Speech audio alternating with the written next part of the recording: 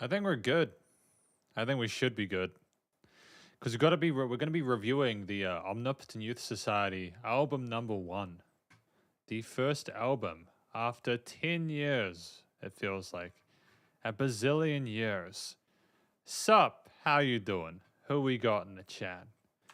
Who we got in the chat? We're going to put Deepal here. I know that I've translated your names before. No, thank you.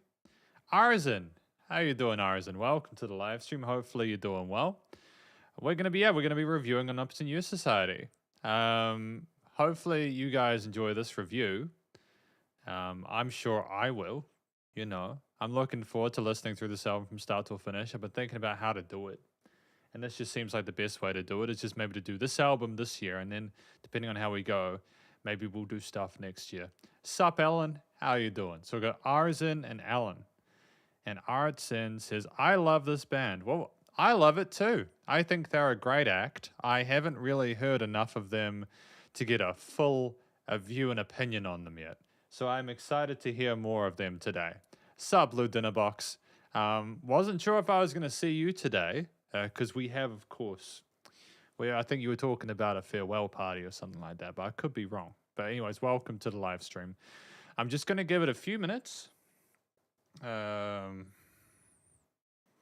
I was thinking, should I have filled up my water bottle more than this? But maybe I shouldn't have, because of the fact that I know that, like, I'm just going to use the bathroom halfway. I will remember, these don't have lyrics in them as an option, by the way. Just usually people want me to do lyrics. They don't have lyrics as an option for this album. But we will do lyrics. We have lyrics for all 9 tracks here. Obviously not the whole of Dog's Urine. Oh, you just came back from the party. Well, hopefully the party was good. Yeah, we're going to be starting with the instrumental, The Whole of Dog's Urine, which is kind of a wild name from a track for an album, but that's cool. You heard them play live last week. That is so dope, man. I wish I could see these guys play live. Where did you see them play live? Because that sounds like a good time, man. But yeah, we should probably get started on the first track again, The Whole of Dog's Urine, if I'm not mistaken. The Whole of Dog's Urine. So let's go. Hopefully that translation isn't too scuffed. Maybe we'll see, I suppose. Starting with track number 1. Listening time, you see. Fantastic work with the feedback from those guitars there, the fullness of the guitar, bass, and drum combinations there.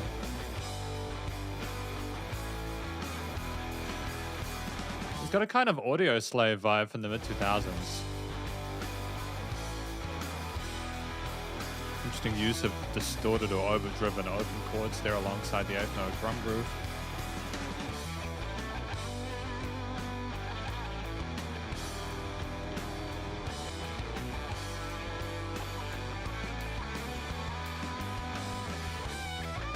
Oh man, the lead solos here. A little bit of filtering in there maybe.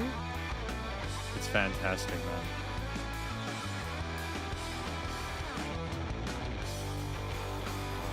Such a full sounding track though. I love this introduction here. It really gives you an understanding of what they're all about, you know. Reiterating on that main intro motif with a little bit of sass from the drummer with that crescendo snare fill.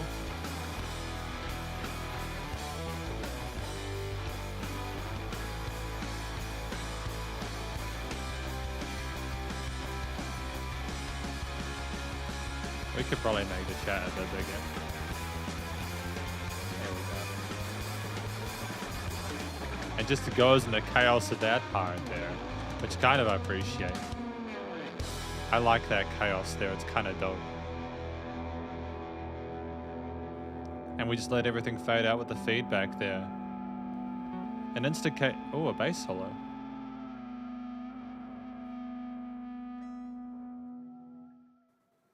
Wow, fantastic. So yeah, we get an instant sort of indication that they can really play.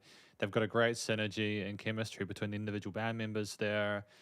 And you get these bluesy kind of rock infusions there from an instrumental perspective that are really welcome, you know? Really welcome. And what have you guys been talking about in the chat? Jacob Good says, doing work in a rundown coffee shop in wet weather over dark coffee and cold weather, listening to an amazing album. You're welcome. It's good to be a part. It's good to be sharing this music with you, Jacob. Thank you for coming along. Apparently, the album is really solid. Well, it's good to know. I've listened to some tracks off of this album, and they've been pretty solid for sure. Alan Sun says, OIS is actually a hotel name which gathered lots of young musicians many years ago. It's also the place this band originated from. So that's why it has that kind of garage rock kind of vibe there. It's the indication of where they started. It's like a tribute to that. Thank you very much for that information. I appreciate that. It's good to know. But that's track number 1. And again, Genius is telling me that this is an instrumental track, so there are no lyrics. The next track we have is the non-omnipotent comedy, track number 2. Dope. Let's continue. Listening time. Boom. We'll let the end play out actually of this track. We'll let the end play out just in case I missed anything, because I do occasionally miss things. Sometimes people are like, no, you missed something in the last few seconds. So I've got to play the tracks through in their entirety so I don't miss anything, you know? Oh, it's nice to have the strings here. Is that a cello? Doesn't sound particularly funny. Is this a tragic comedy? I'll give that a like, though. The peppiness of those,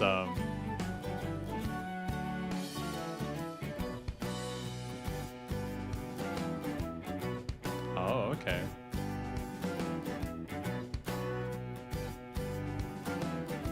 These kind of faux confusions here with the woodwinds. Does it kind of remind you of the Pink Panther? Because it reminds me of the Pink Panther a little bit. Ah, nice. Upper level articulation there.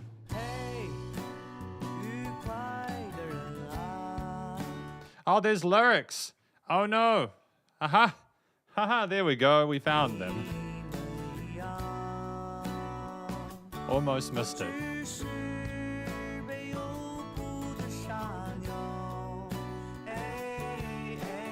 Oh, fantastic octave harmonization there on the vocal parts.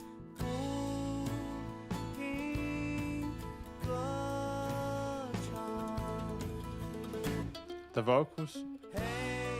There's so much there. I feel as if I have to pause just to talk in case something else comes in from the side, like that that really interesting guitar riff there.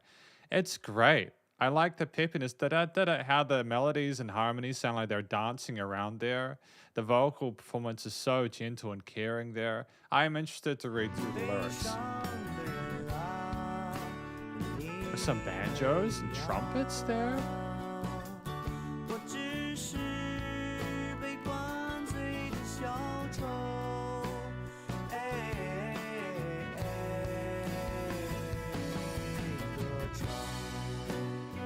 And that's apparently it for the lyrics. We're just done now.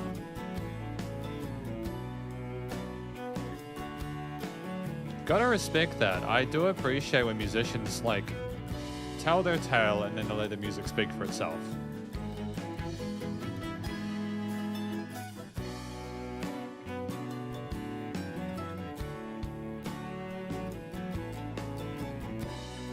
Gentle 16, no grooves on those drums. Follow along with the violin or the string lead.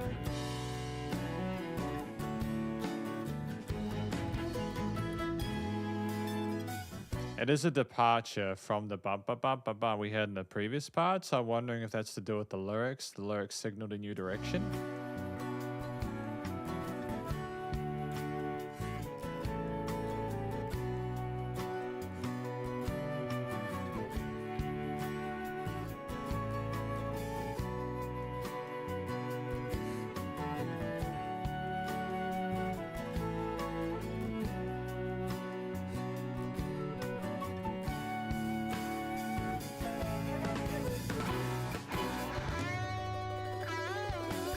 It's phenomenal with the degree, the variety, the diversity of instrumentation within this. There's lots of different little concepts that aren't just placed in there as placeholders. They're really kind of worked. Again, like the string sections or the flute melodies or this guitar solo we've got here. Really elegant way to add that tone into an otherwise really pretty track, you know? Not that the leads aren't pretty.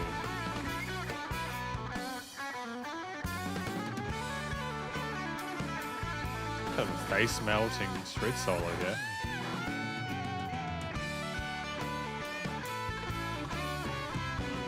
And it's an unconventional sort of choice to have that lead on the left side there, but I think it makes sense when you've got so many other instruments in the arrangement to give it its own space in the frequency in the stereo field, so to speak. Everything else is so full sounding when you've got these fuzzy guitars on the right as a pairing to it. Works.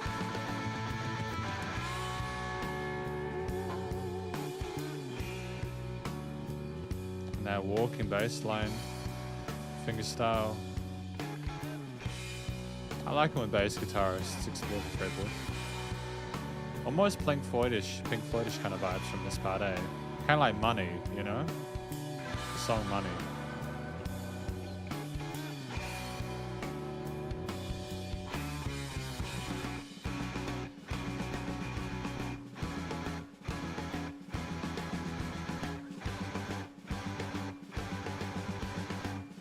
I use the ghost notes with those snare parts on the drums there.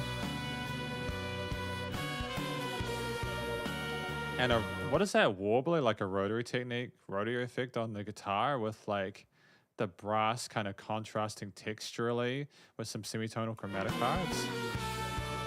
These are the jazz infusions we were previously speaking of, I think.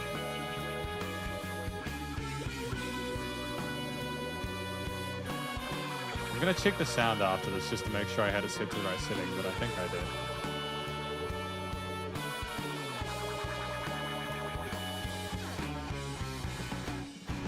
Back to that heavier groove there. But it never becomes abrasive, even if there is more intensity in the mids and lows. Studio production is tight, very well balanced. The peppiness. The kind of the swing triplet, kind of da da da da da da da da.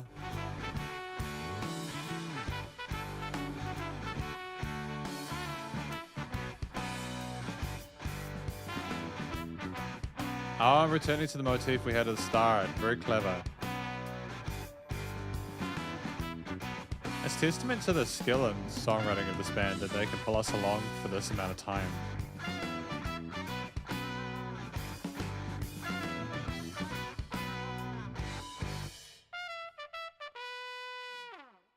And it's great to have like a new instrument like the trumpet there. Fill in... What do I want to say here? It's great to have a new instrument like the trumpet that we haven't really had in the previous track come in and sort of like have its time to shine on top. It does make me question how many different band members they have in this act, because I would wonder how they were able to play these tracks live with so many different ingredients. I think it's still possible though. They might get like extra musicians in to help, or they might be just a really big group. But there's no weak spots so far. For an instrumental composition, that was incredibly intricate throughout, and a great time listening through it. So, what have you guys been talking about? We'll do the lyrics first, and then I'll talk to chat, and then we'll continue. So, hey, cheerful people, just like you, I was just trapped by the stupid bird relentlessly singing. Sad people, I was... Just like you, I was trapped by the stupid bird relentlessly singing. Hey, sad people, just like you, I was just drunkened by the clown singing. Okay, so we're talking to the happy people and the sad people and saying, hey, I can relate to you on either end, you know? It's great. It's fantastic, you know? I think it's kind of nice for them to try and appeal to both sides of the aisle there within the second track of the album there. Because there's people who will be feeling both ways. People are pretty polarized with their emotions a lot of the time. We're either happy or sad a lot of the time, or feeling negative or positive emotions. So that's cool though. It's bittersweet. The song has a lot of emotional nuance to it, with some of those harmonies and melodies and those semitonal chromatic bits. But nonetheless, I had a great time with it, and I think that there's the music showed a lot of depth that the vocals were kind of hinting at. If I remember correctly, there are a lot of interesting song stretches through the album, almost folk jazz feel with a still heavy sound at times. Yeah, I can hear that, but I don't think they ever overstep the boundaries, you know? I don't think they ever step the boundaries. I think if they got too heavy, it would kind of ruin the beauty and how pretty a lot of their sort of more classical elements are. I want to watch them live, but it's hard to buy. I want to watch them live, but it's hard to buy the tickets.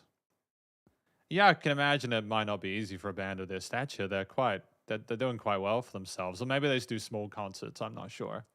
It's good to know. Thank you, Ellen. It's good to know that trumpet is one of their main instruments. I think they are a great live band. I can imagine their musicianship. It will be flawless, especially if they've had 13 years to work on the material from this album, you know? And Blue Dinner Box says the translation is a little bit off. I didn't misunderstand. Well, feel free to let me know what you think this track is about. Sometimes I don't read stuff correctly. I am working on that, but yeah, I apologize if I misinterpreted or skipped over something. Hey, cheerful people, just like you, I was just trapped by the stupid bird relentlessly singing. I'm not sure what the stupid bird means. Hey, sad people, just like you, I was just drunkened by the clown singing. I'm guessing that there are happy birds singing or drunken, the sad clown singing. So, he's just talking about how people are affected by others and the influence that others have on them, you know. But the comedy, the non-omnipotent comedy. But yeah, a heart-wrenching joke and a long daydream. A heart-wrenching joke and a long daydream. And apparently these specific lyrics were translated by the lyric writer Ji Ging, the lyric writer and bassist of Omnipotent Youth Society. So at least we'll be set with the lyrics for the next one. Let's go. Track number 3.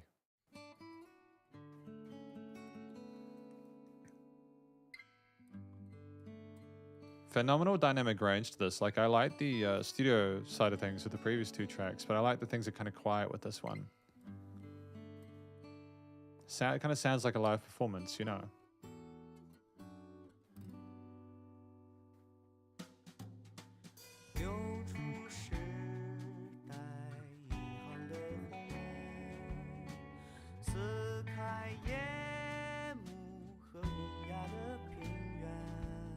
Oh, that guitar is gorgeous, dude. Works well alongside the softness of the vocal melodies.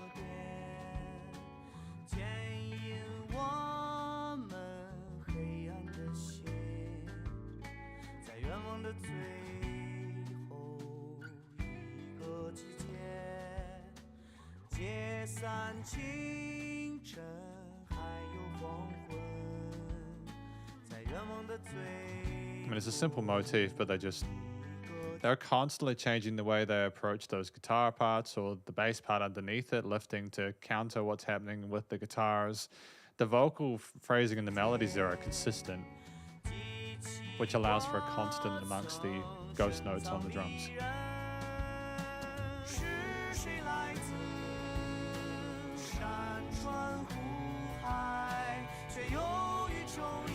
Fantastic harmonies here with the vocals. I like how it's only on the left side with the center and the left side covered.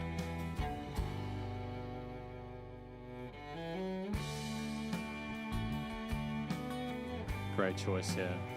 To have the strings come in as a new development to carry us on and keep us engaged.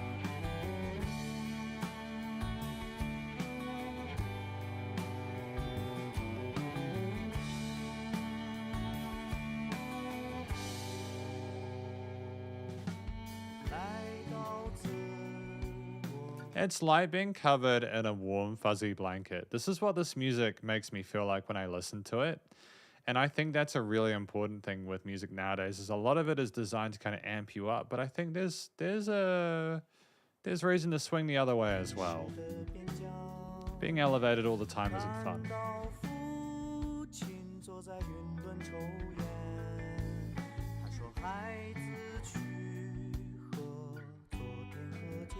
I like the extensions built by the guitar parts harmonizing with the last part of the vocal melodies in each line.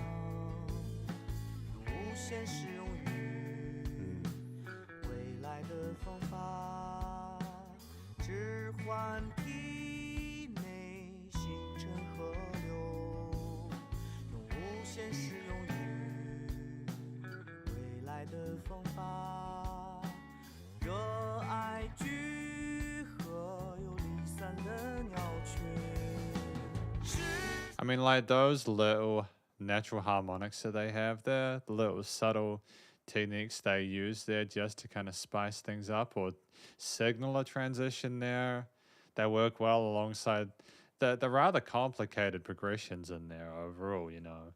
It's just they find that little bit of space to add something different that hasn't really been done before.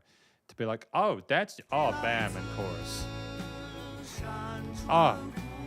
Oh, sorry. So some of these songs do have lyrics and some of them don't. So I've just checked. This one doesn't have lyrics down here, okay?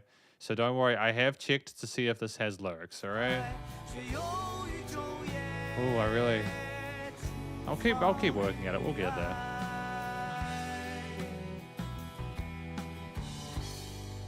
Really wholesome ending there with that major chord. That's a finale.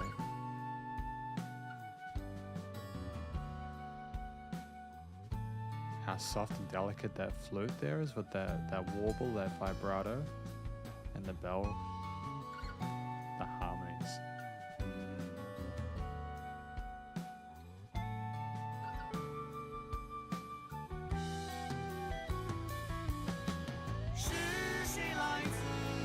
Yeah, this is wonderful.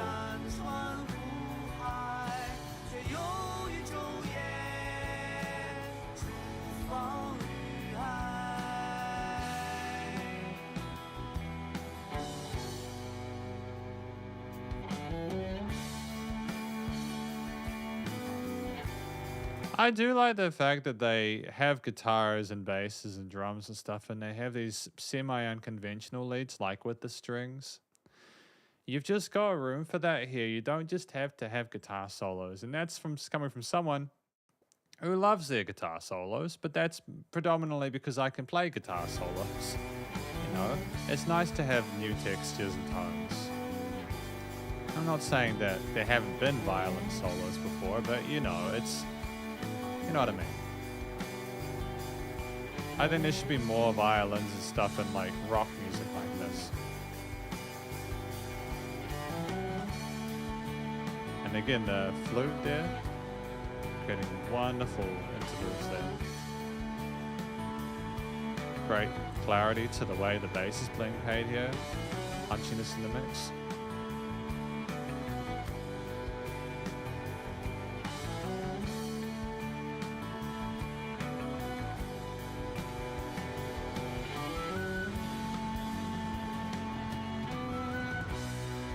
Oh, it's ferocious though with the distortion on the sides. It's incredibly wide panning of those guitars or fuzzy parts, and I kind of enjoy that because again, it's like you think that the way the track's been mixed and mastered, it's so wide in the stereo field already, but they go that bit further, and it's wonderful.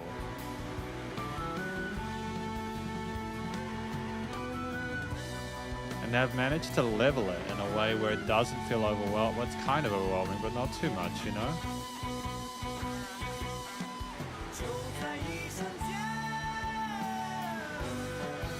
And he sounds like he's calling out in the legato technique.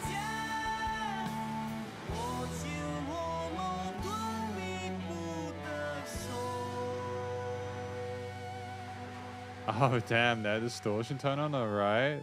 Oh, beautiful, man. Damn, dude. Fantastic.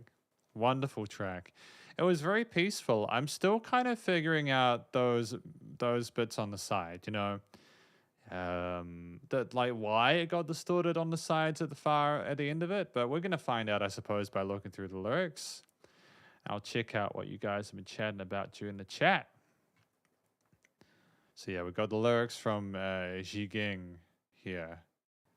Fleeing from the back door of Century Bank, tearing night's curtain and desolate plains. Transcend. This is poetry, isn't it? This is poetry. Transcending the fellow spell, the forest and the storm leading our clouded hearts. In Hope's final season, dissolving the dawn in the dusk. In Hope's final season, I recall the dagger I had been concealing. Oh, okay. So is this about a dream sequence that he's had? Is this about a dream sequence that he's had?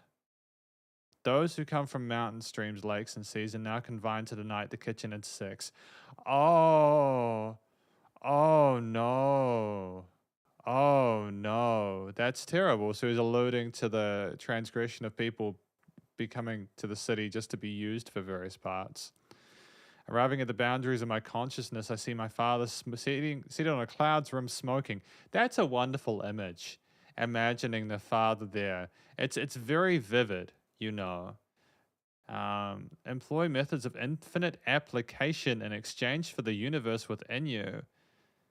Employ methods of infinite application. So he's repeating these lines here of importance and having a different tale, like an ABAC kind of thing, which I appreciate from a lyrical perspective. In a moment's time, clasping tightly my conflicted hand.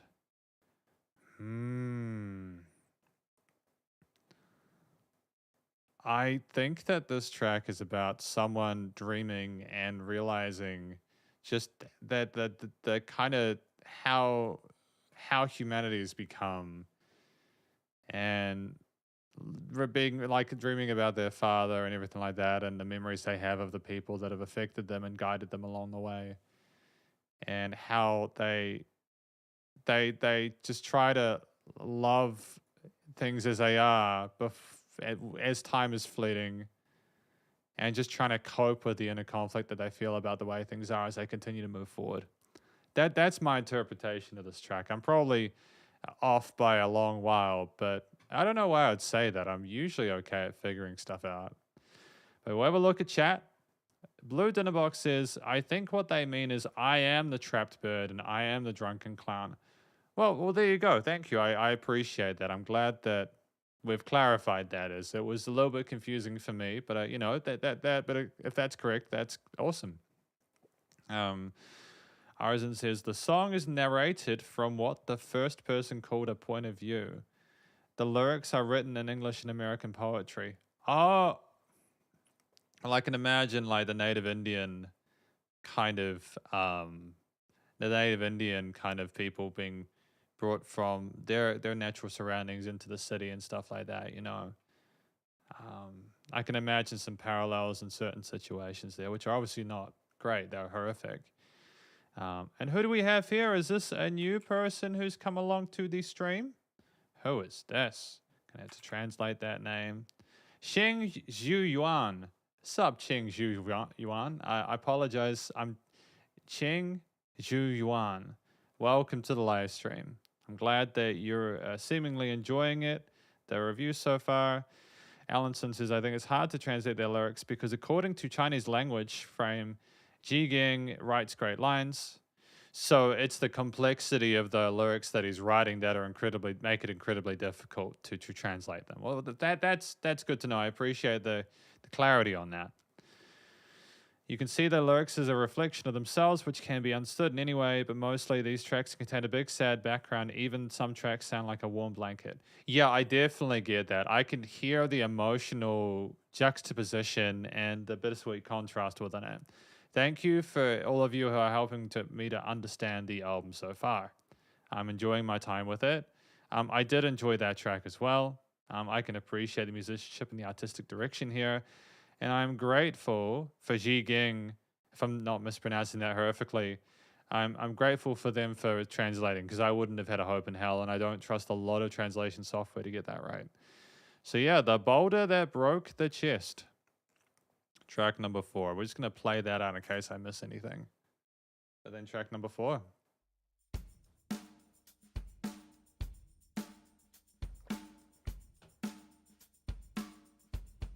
It's nice to just have the drums start with some steel string guitars. It's a bold move just to have the drums start. A lot of people are kind of like desperate for there to be, oh, hang on, there's lyrics. A lot of people are kind of desperate for the vocals or a melody or harmony coming straight away, but groove's important.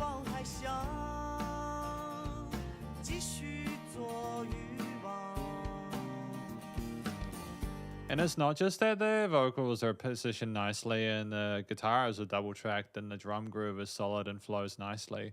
It's also the fact that the bassist, I think because they're so in tune with what the vocals are doing, know how to phrase those bass lines so that they act as a call and response to the singing.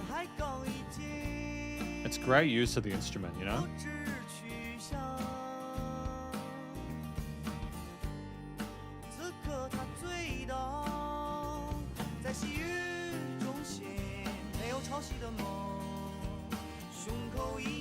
Ah, great variation of the riffs going into that harmony.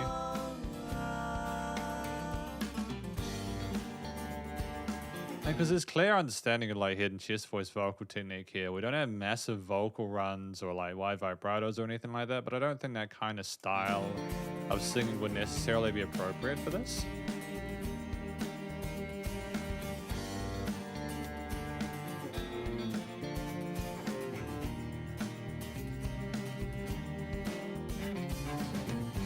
Ah, but punchiness and sass in that part, dude.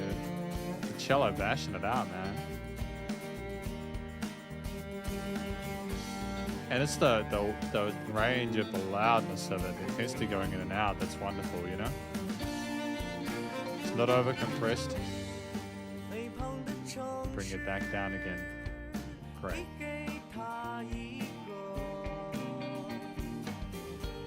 What's its delay there? Sparkliness up in that top range.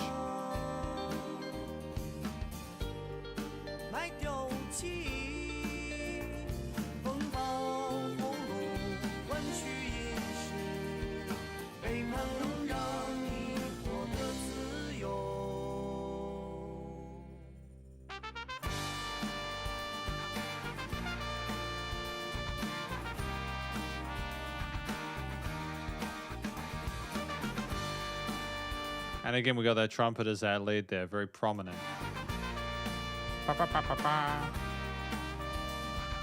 It's not only really pleasant to listen to, it's also catchy. It follows along with the scale, shapes, and key signatures, but it doesn't try to argue with the guitar parts. It stands proudly on its own in the center of the stereo field. It's nice.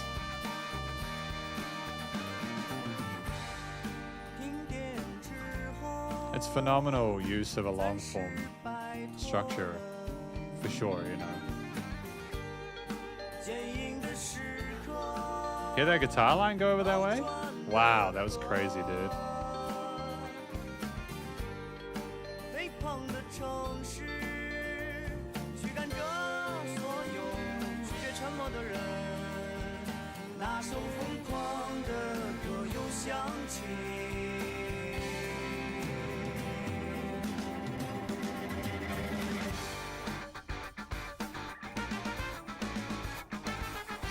Ah, those slides downwards. Change your pace, change your groove.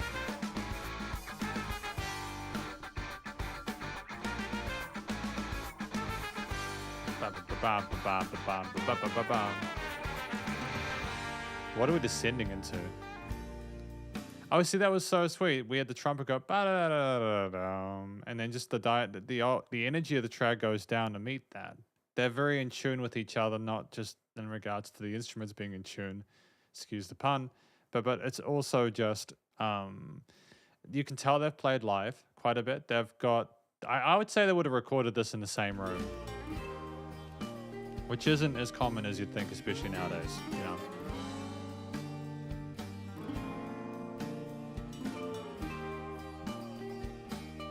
You can often get the best sound from a band if you play together like they would live, you know. Slide parts are wild, dude. Kind of sounds like the voices, you know? Different vocal harmonies.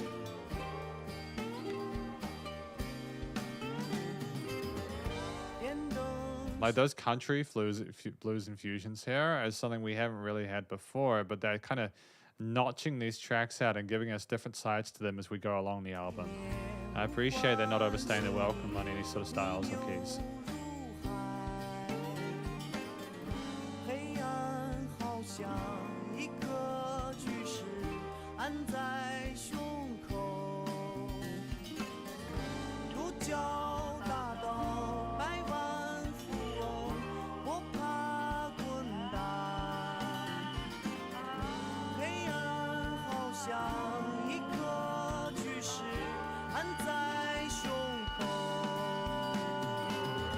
Because what we didn't have before is that kind of radio filterish kind of in the background there.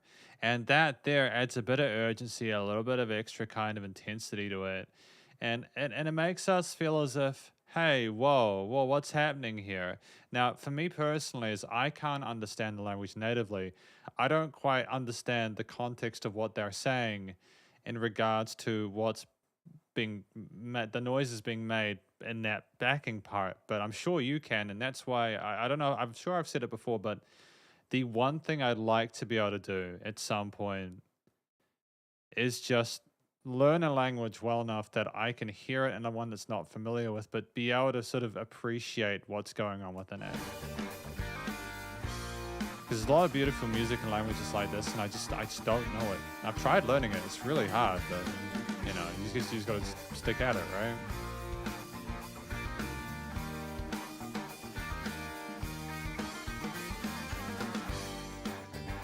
You know, and you get the feeling that they could really shred if they wanted to on those guitars. They've got clear finesse to their technique, and they're very adept. But they know not to overplay. There's a moderation amongst the different individual performances that suit the song more than their own egos, and I appreciate that.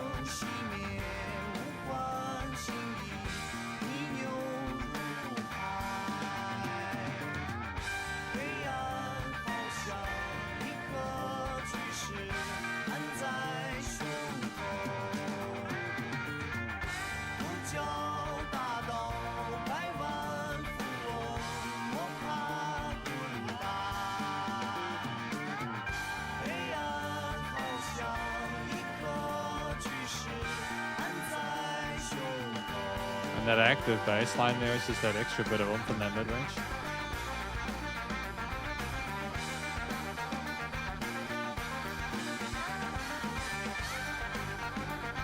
Is the guitar and trumpet playing similar notes? Are they playing unison notes together?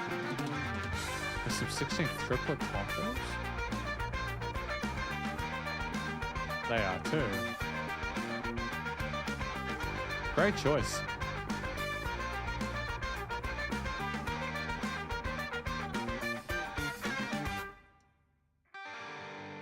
That was a hella tight little move then. With the legato technique on the guitars combined with the legato run on that trumpet, man, that was hella tight.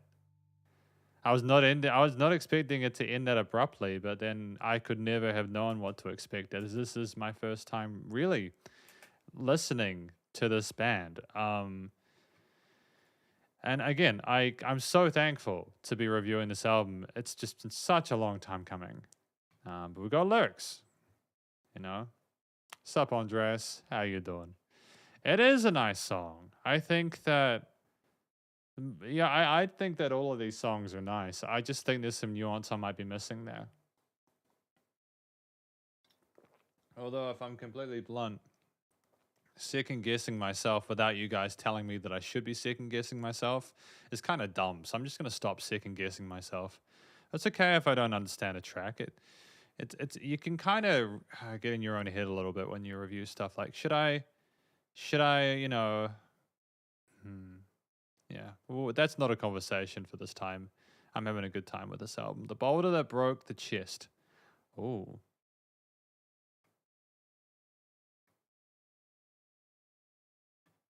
Oh, I get it. So this is about the Fisher King still wants to be the Fisher King. Okay, so it's basically a successful fisherman that's kind of lost their way. Oh, so basically they got offered the ability to basically screw people over in order to be able to feed. Not necessarily screw people over, but I suppose I say screw people over because they say treason can allow you to become free. A power outage later, temporarily broke free. In a solid moment, the river changes course. Yeah, the fat city is driving to refuse all the sink. I don't think they mean fat. I think they mean overloaded, or like there's too many people or something like that. That it's overloaded with people. Is driving to refuse all the sinking people. Their frantic song echoed out. The lights go out for the stars as an ox into the sea, dark like a single boulder pushing against the chest of 1 foot. The old bandit millionaire trained. Okay, so I think that this track is about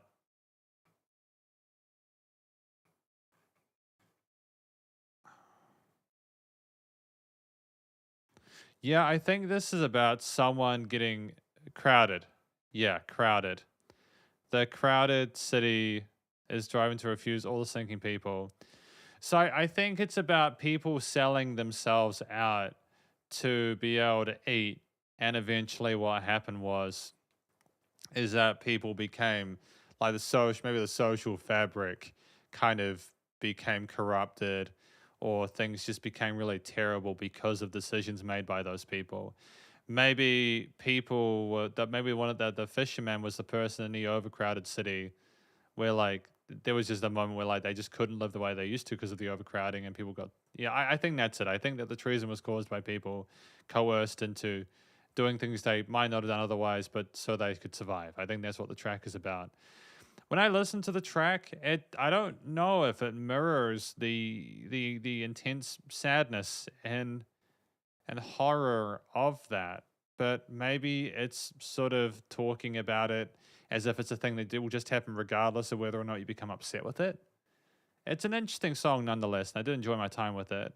Even if I can't necessarily connect the music with the lyrics directly, I still nonetheless appreciate the work that went into it. I think they did a great job. The trumpet is their soul. Well, that's good to know. See, I didn't know that. I did not know that. I would I can see, I can kind of hear how important the trumpet is to the band. So it does make sense. Should be great to witness live that track. Absolutely, Jacob. I feel as if it'd be fantastic. You know, their later arrangements also incorporate tenor saxophone and keyboard. Yeah, well, I'm glad that they are using a saxophone in here, because I think that would be the next logical step if we're going to add stuff.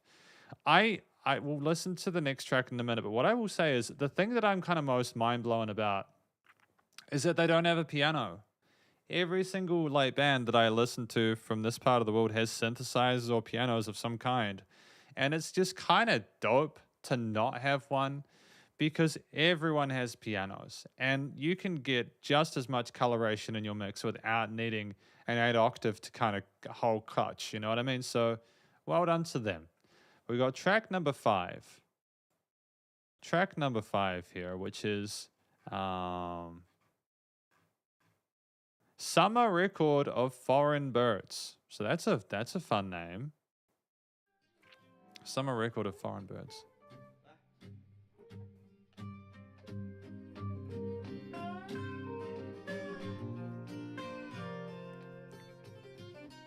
Kind of the cowboy western vibe there with the slides and the unison bends.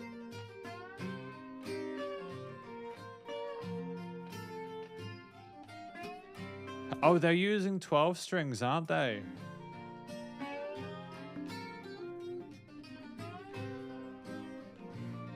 Always wanted a 12 string. I should just go get one at some point.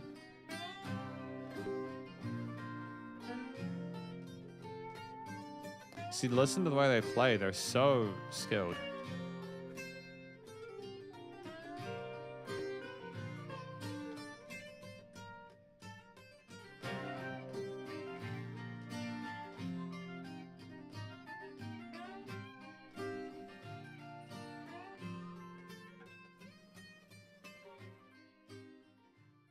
No, it's well done. I'm really happy with that. I think that for a short little interlude track in the middle there, it was just nice to have a bit of a palette cleanser with the 12-string steel parts there, the call and response between the different musicians involved. Oh, mandolin. Oh, it's a mandolin. Thank you. I didn't realize it was mandolin. I appreciate that. So that was a mandolin. I could have sworn it was a 12-string, but that's okay. That's okay. Funnily enough, mandolin is another instrument I'd really like. I tried to play the mandolin a little bit, and I figured it out, but I was borrowing it, so I'd probably need to I just don't know where I'd put it. I've got too many instruments at this point, but yeah, great track though. They're clearly multi-instrumentalists who are proficient with a wide variety of different sort of with different sort of toys, and they know how to get the most out of them. I don't know what they could have done to further that track there. It did kind of sound glorious and kind of crispy with those bends and all that kind of stuff. Yeah, good stuff. Good stuff with track number 5. We've got track number 6 here. Summer record of foreign birds there. Qing Huang Dao, if I'm not mistaken. Yeah, we'll let that end out. I don't want to miss anything, you see. We're smashing our way through this album, dude.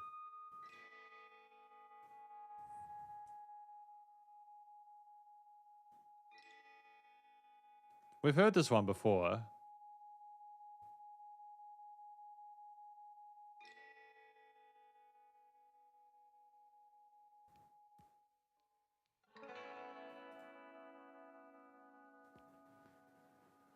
The space. I think I heard this one and cried.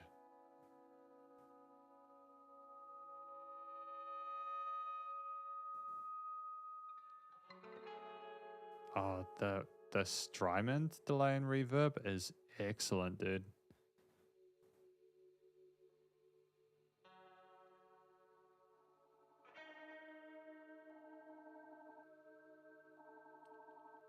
Thank you, Ellen. I see you. Thank you. Sup, Jamar? Welcome to the live stream.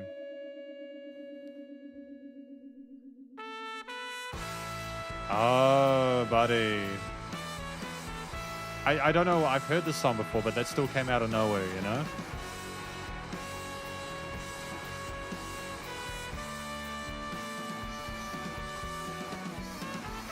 Wonderful combination, again, of that soul, that trumpet lead with the drums, the extensions on the chords there.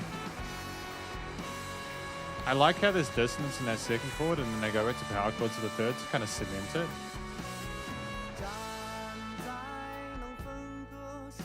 And just to clarify, there are no lyrics in Spotify for this one, so that's why there's none shown here, okay?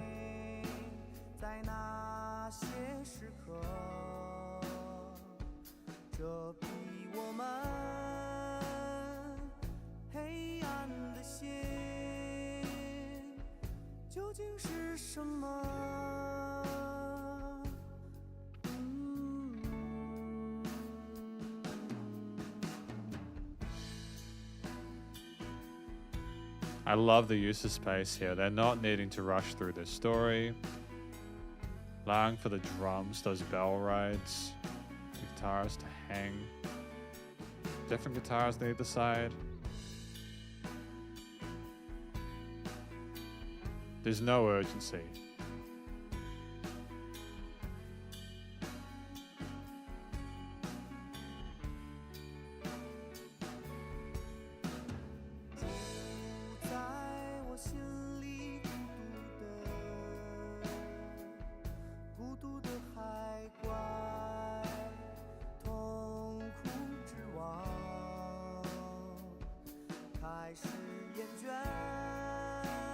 And the vocals are so simple and easy to follow along with.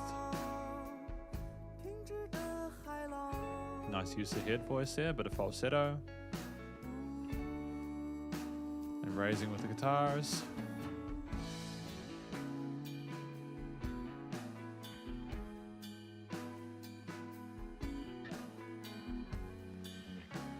Despite the major tonalities of this track, there is a sense of emptiness from it, but we'll have a read through the lyrics after this.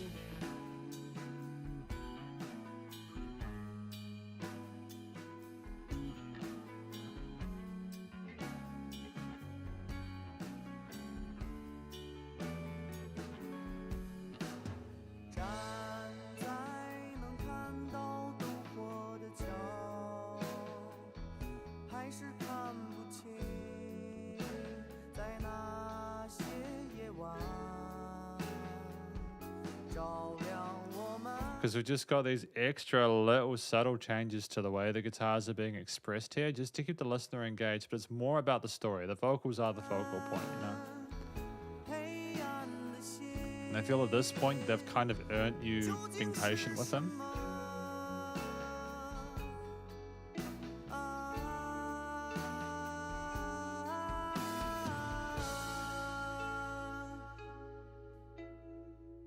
It's great.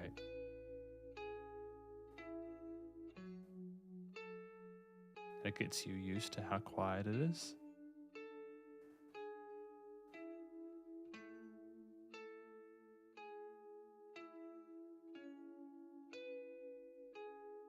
And the panning of that along the stereo field is wonderful, dude.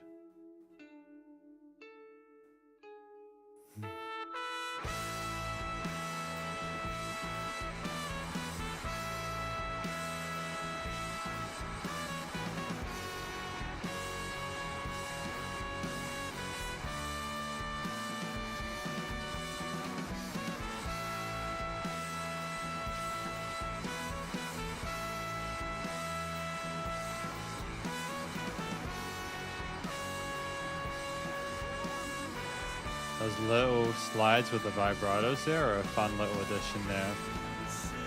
Okay. Slow build. Great use of feedback. There we go. This is the payoff there. Consistent 16th groove underneath.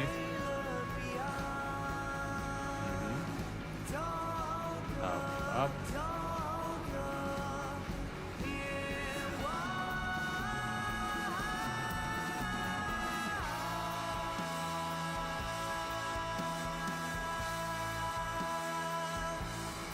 Wonderful. The climax paid off. It's like the guitars and the brass have been humbled by the vocals.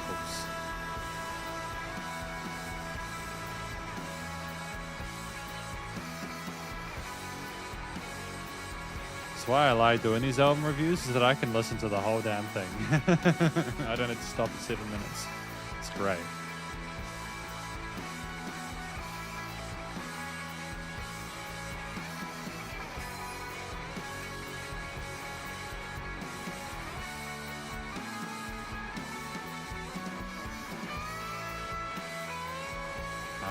And the guitar solo there to finish it off.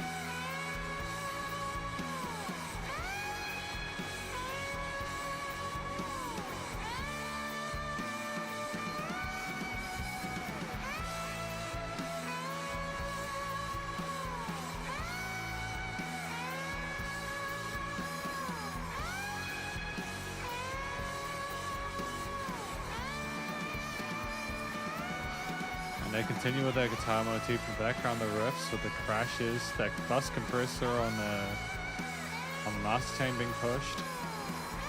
So loud and bombastic.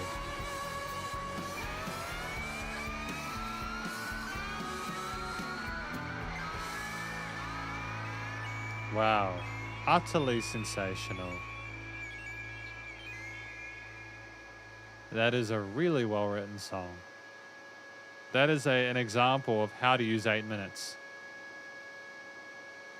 That is a great example of how to use 8 minutes within a composition.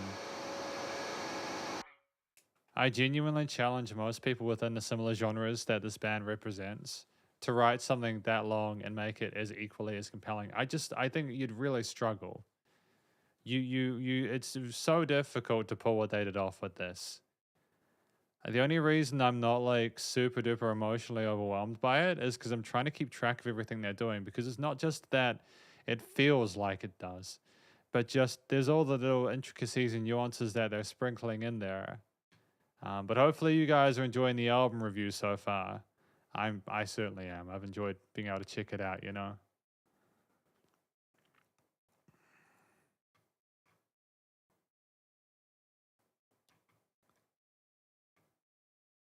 Here comes the king.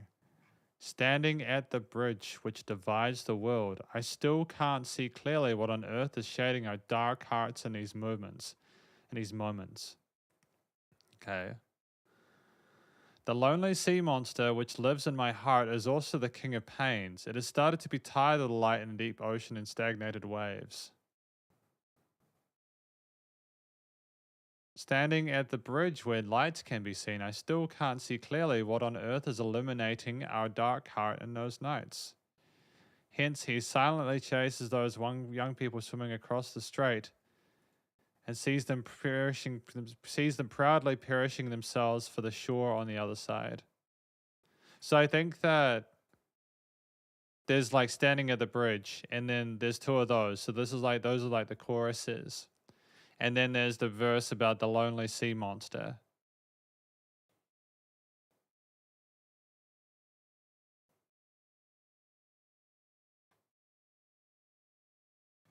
So what is this? Is if I think let's have a look through the chat, because I've read this and I want to sort of like get a confirmation of a few things. Jamardem says this one is my favorite. I'm glad that it is. It's a great song for sure. You know, really good track from Jacob. They have another show tonight. Well, hopefully you get to enjoy watching them play, or hopefully the people you know who are going will get to enjoy them play. They used piano on their next album inside the Cable Temple. Great jazz style piano, lots of impromptu solos.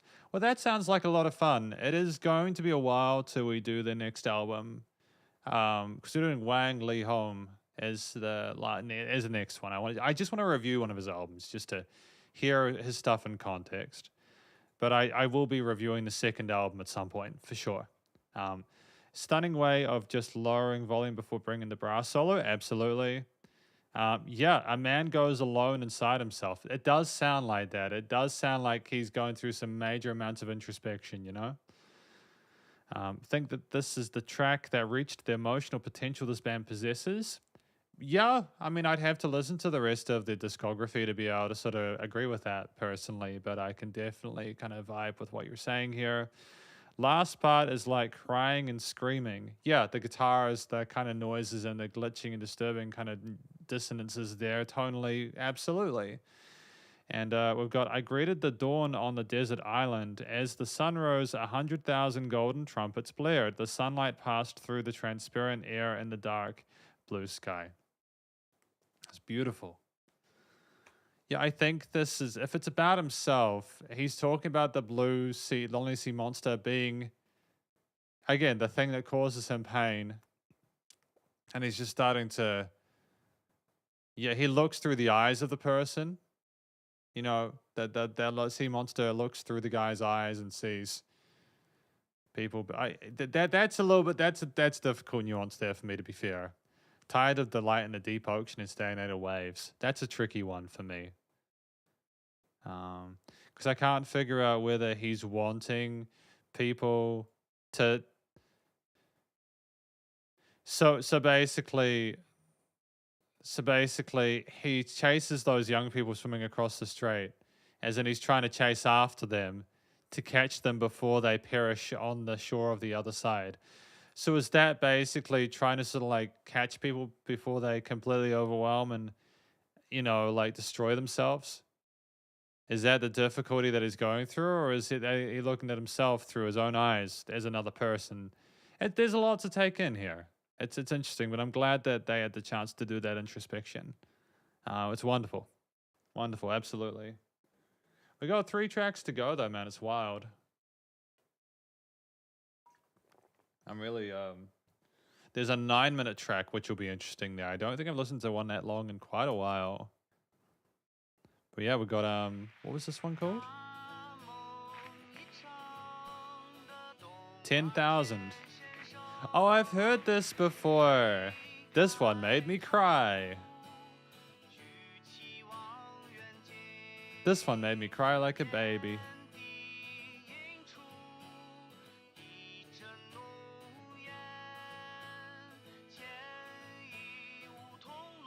It's just the melody there with how gentle and caring it is, but also that you can hear the sadness, you know?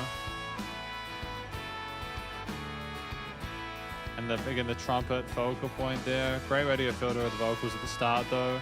It was like the part at the start was from far away and you were hearing it over a loudspeaker or something like that. Someone calling out to you and you not being able to hear them as if you've got a filter in between.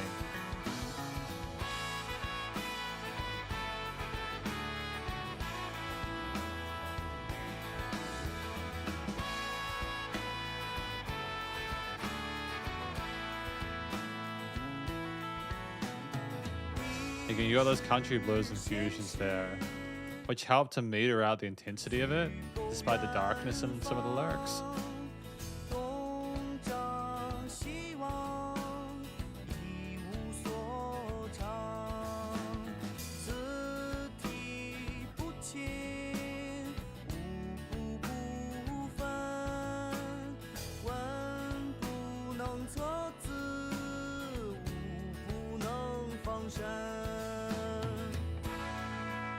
And again, we just got a clear vocal section where they do bring the other instruments down to really make room for the singer. And then, bam, contrast. Things on the side there. A bit of chromaticism there, blues scale from the trumpet. Some pluck staccatos on the left. It's wonderfully textured.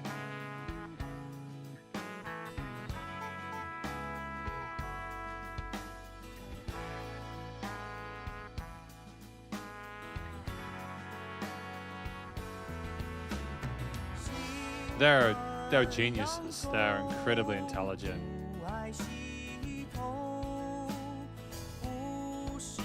Like legitimately, I don't know how you could possibly improve any of this.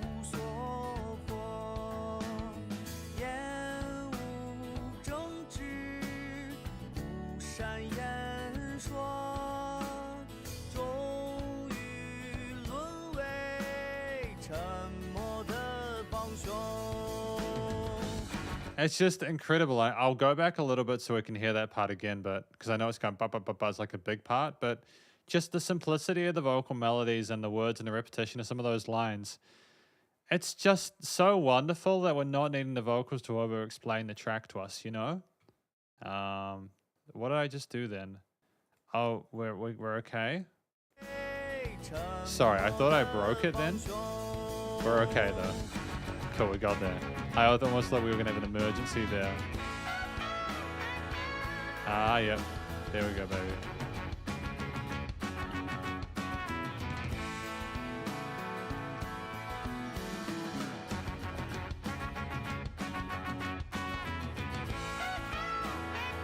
Great Pepper used some unison bends as well.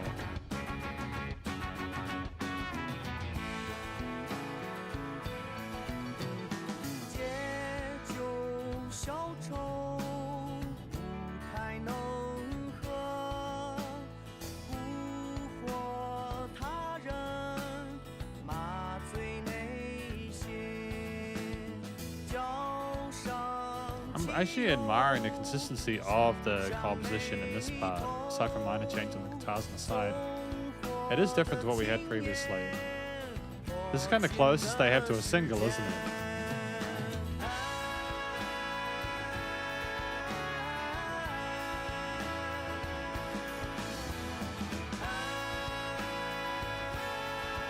Great use of triplet grooves and swing parts.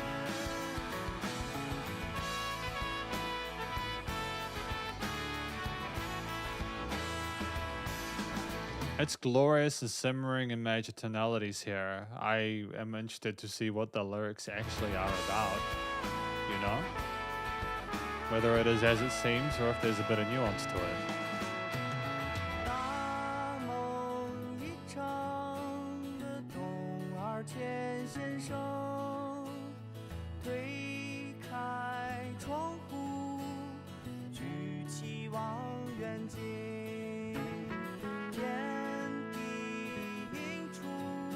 Great use of bass in the upper range there, supporting the vocals really well.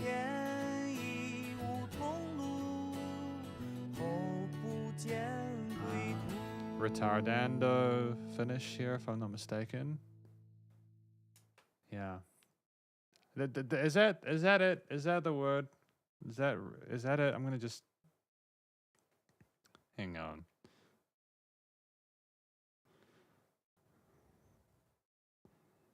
Yay, it is retardando. Fantastic. Awesome. I was thinking that I had it confused with another one, but that is the correct term for it. The slow, gradual slowing down of a song over time near the end.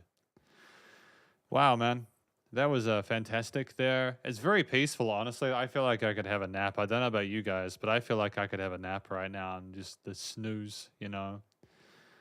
The guitarist and the vocalist was suffering from depression, and the bass wrote the song to the guitarist.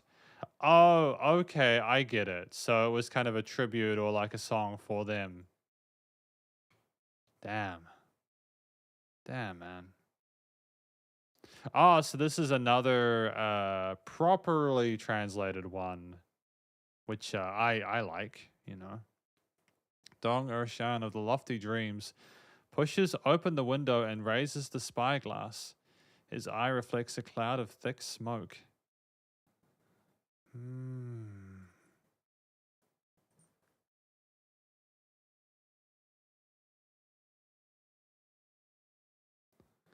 Yeah, okay. So the Lofty Dreams, it seems like this person's got like big ambitions, but he's unable to really do anything, you know, to a level where he needs to in order to be able to get by or to be able to make his dreams come true. Oh. Yes, you guys probably missed that part. So I apologize if that was the case.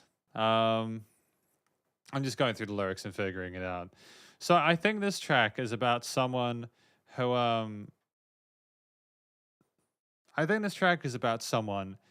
is at a point where they're wanting to live a life and they're wanting to make, you know, gains in the world and find a future for themselves, but they're unable to just because they're actually unable to follow through on their ambitions, and they find that they become disillusioned with that, and they just get to a point eventually where like they just kind of burn through it. This song is banned in China because of political sensitivity. Oh. Okay, so let's just politely and carefully I'm gonna kind of try and have a go at why that might be an issue politically. Maybe that maybe the dreams of the people that were pushing forward weren't actually practical, and it led to people kind of ruining themselves. That's the best way I can think about it from a political perspective. But I don't know the situation politically they're talking about. So I'm just... Okay. So we're on OBS now.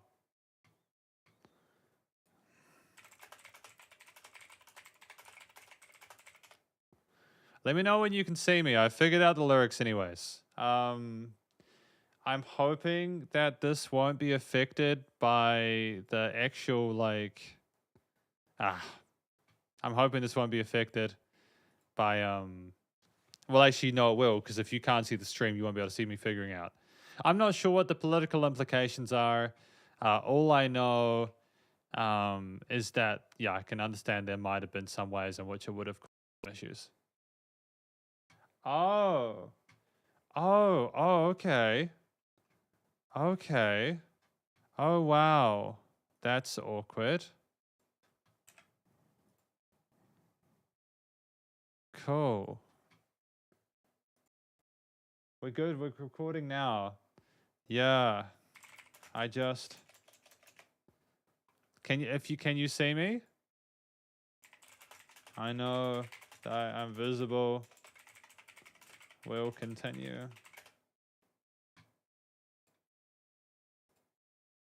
Where is the emoji?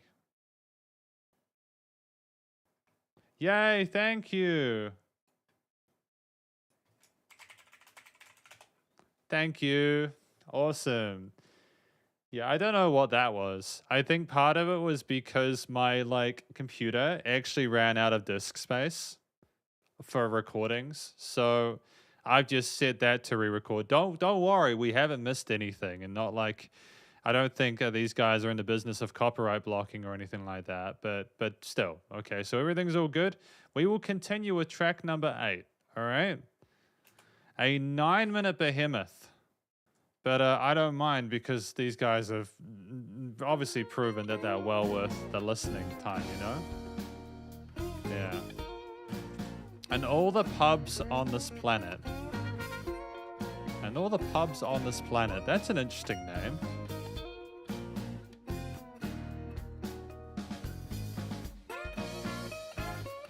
It's great again to have these bluesy kind of slide guitar parts here. I wasn't familiar with the fact that they did as much of this as they're doing, you know?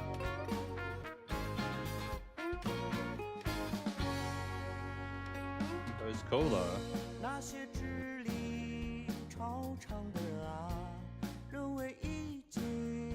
Oh, lyrics. Lyrics, hang on guys.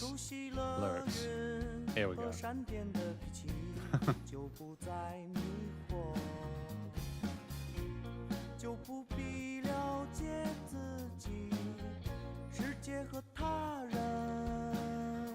That kind of breathy technique from the singer, it's so easy to listen to. That bass line so active underneath, it kind of blows my mind that it didn't get away with that beforehand, you know?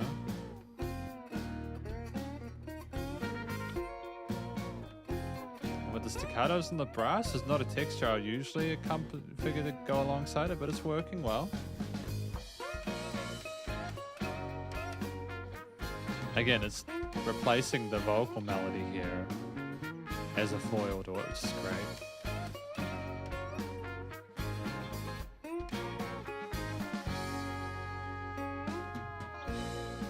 Excellent.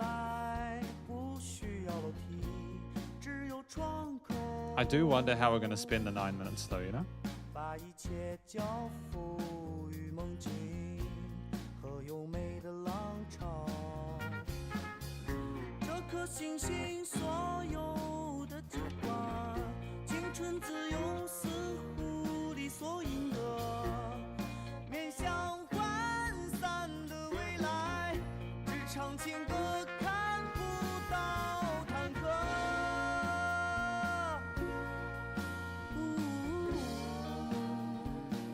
And then that raises, man. That flutters.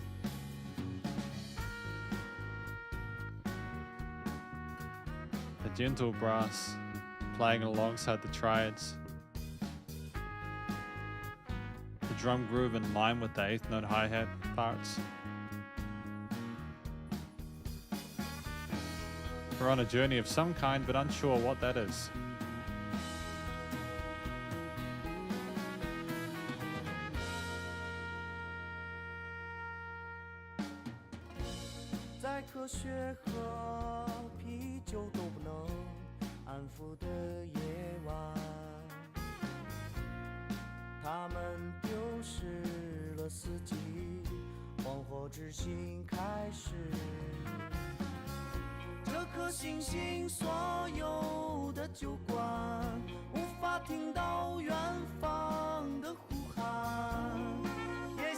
I like it when vocalists occasionally double track, you know.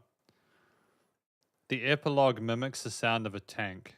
I know what you guys are talking about.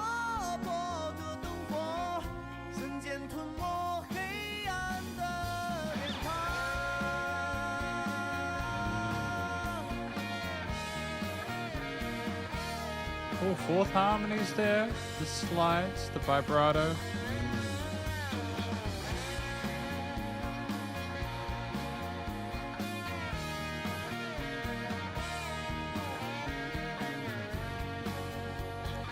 Up. Oh, the semitonal part, the sassiness of that flat fifth.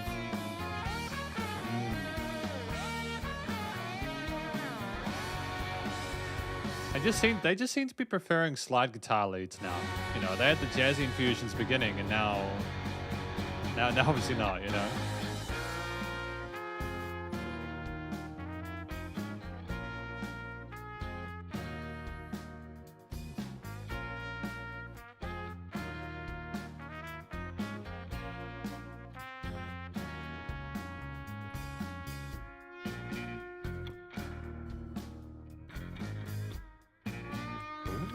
I don't know what they're doing to that guitar or bass there to get that kind of wobbly kind of vibrato. It's just an effect with like quite a high rate of oscillation or something.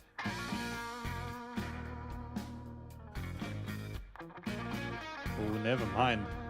Bringing back those classic rock leads.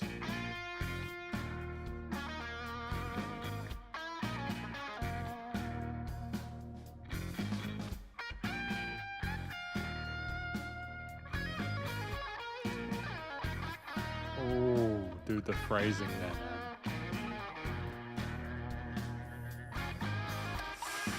Oh, there's some...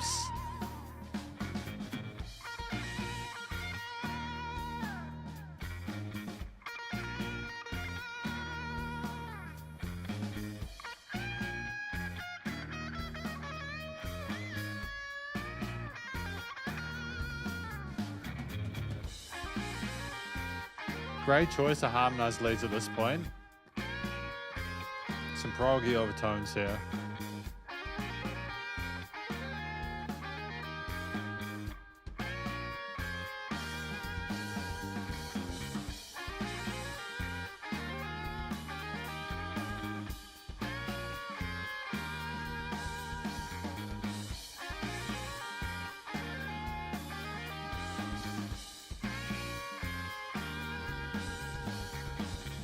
Here's potentially a trippy thought to think about.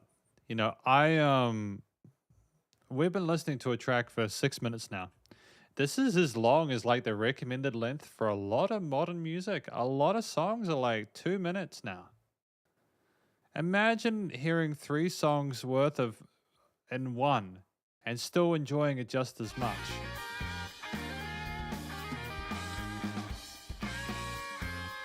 There's room for short songs, don't get me wrong. This wouldn't have worked if it was shorter. They have the talent, the skill, and the expertise to make it work long term, you know?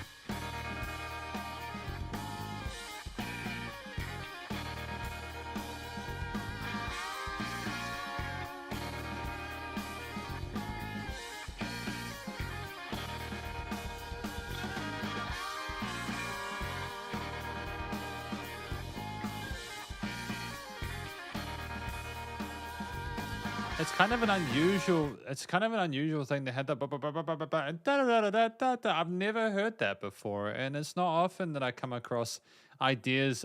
I mean, I sound so pretentious, I suppose, when I say this, but having reviewed like thousands of songs at this point, when there's like a type of guitar tone that argues with another one, but in a way where they kind of sound like they're having a conversation, it's just so unique, and I kind of dig it, you know? Oh, all right. What are we doing now?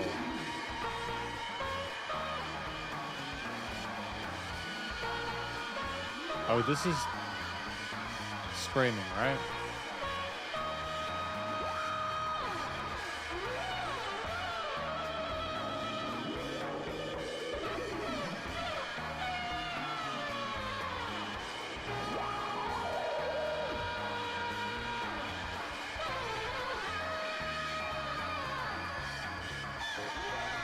This is terrifying.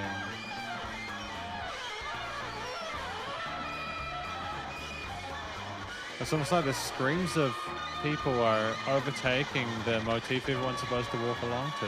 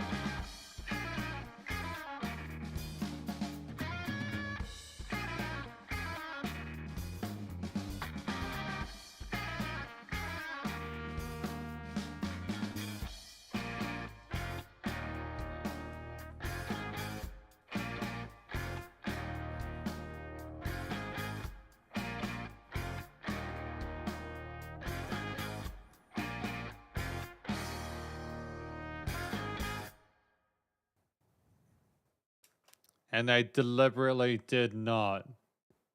They did not resolve that. That melody at the end there, that idea there, that riff, they didn't resolve it. Da da da. They were supposed to go to that note there, but they didn't. They were like, no, screw you. You don't get an ending to this. Oh, like that screaming of the different elements and instruments there, right? The way that that that there, how things just got so chaotic and the fervor and the fear and the trepidation there. Like literally, I shit you not, man. I am feeling weird like right here, man. That is anxiety inducing, dude. That is some anxiety inducing music, man. And it's so unsettling because the vast majority of this album so far has been so relatively peaceful that when they really go hard with what they want to communicate via their instruments, they slam it. Wow. Oh, goodness me. I think I'm going to need to have a rest after that one.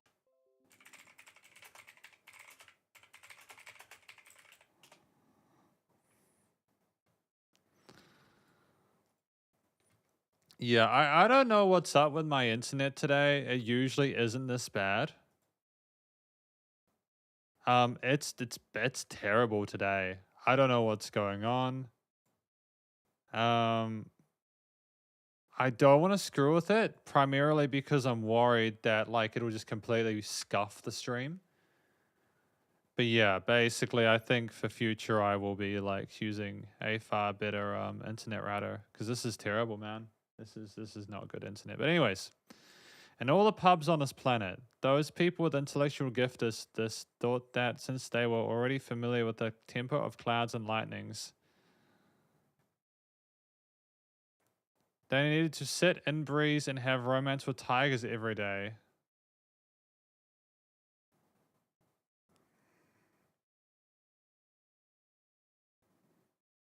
Hmm. Hmm. Oh, they were never need a stair as they only had windows to hand everything over to their dreamland. Oh.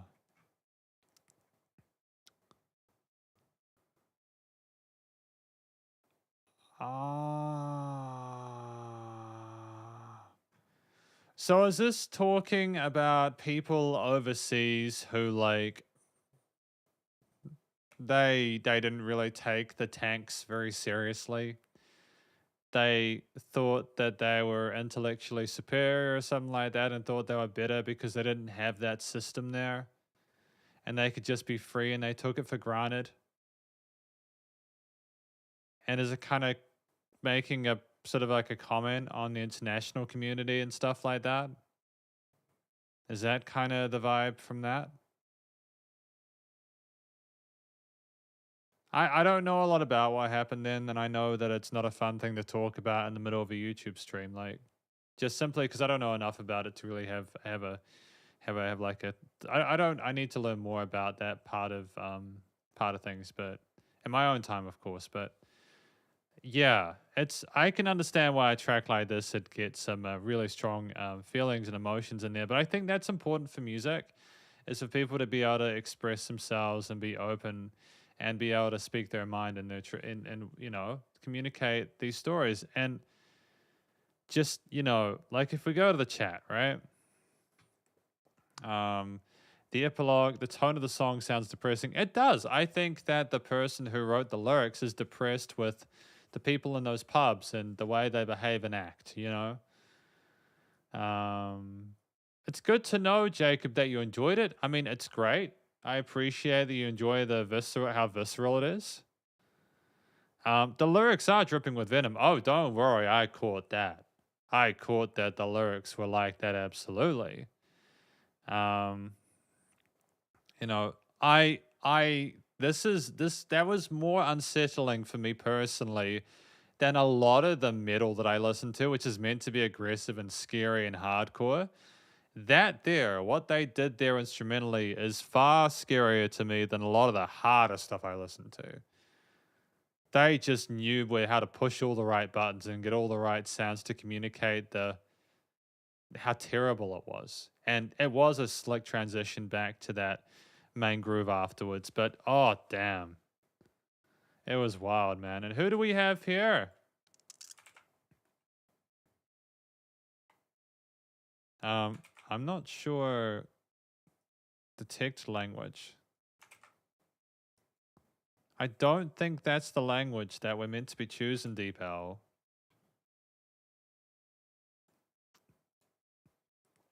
None. Apparently this is none. None says, first time listening to this album except for the last song in it. Yeah. Woo. Thank you. Thank you for that. Woo. Woo. Hi, Woo. First time listening to this album except for the last song in it. Well, hopefully you enjoyed this album so far. Thank you. I appreciate that. I have got you sorted now because of the delay with the subtitles. Oh. Oh, Jivy Luke. Okay, Larissa said you can replace bar with square if you don't understand it. Yeah. Yeah. Yeah, because, like, yeah, okay. Okay, I get it. I get it. It's about that incident with the tanks in the square. Yep. Tiananmen Square, I think it is. I'm sorry I forgot the name of the square wrong. I think that's the name of it. It was awful. You know, I don't want to get into a fight with anyone about it. Whichever opinion you have on it, it's not for the stream at this moment. Happy to talk about it in the Discord, but yeah, it's the idea. I did come to mind that it was about the tanks running over people. Absolutely, yeah, horrific stuff, man. I'm really proud of them for making a song about it. I think that that's a really brave thing to do, to talk about topics like this, make sort of protest songs. I think they're incredibly important. And I don't know many protest songs which are done as eloquently as this. So kudos to Omnipotent Youth Society for that. What a bold track. And it's their longest one. Wow, man. But we got track number 9 anyways. Kill the One from Shi Shua Shuang. Yeah. I know this one. I know this one for sure. This is the final track for today. I've heard the studio version. I have reviewed. I've seen the live version. Live is just as good as the studio version, to be fair.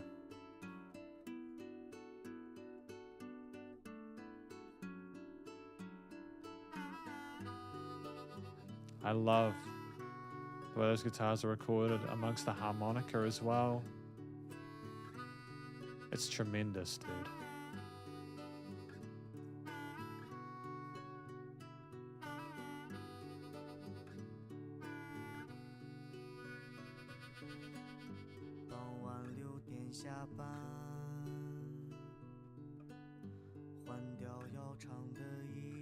And they start so quiet in this one as well, man.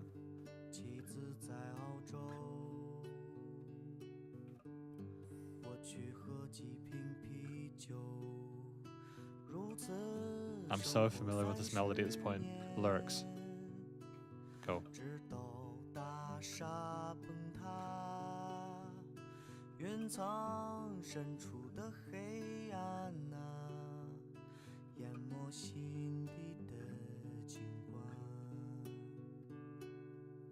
Because what I appreciate about this is that the singer is going down to the loudness of the instruments there. You can tell that they were playing in the same room.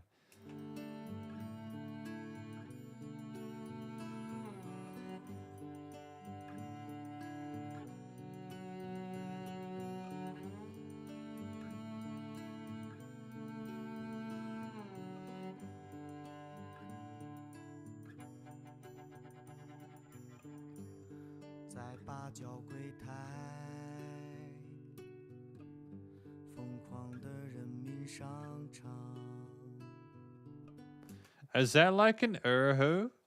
Or is there like an erhu in this? Or are they using like cellos and stuff like that? Because apologies if I'm getting the instrument wrong.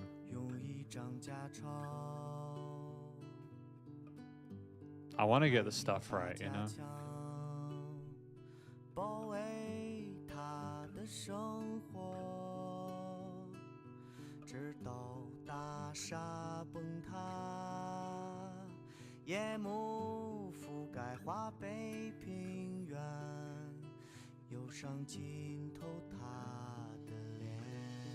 Oh, the cymbal shimmers.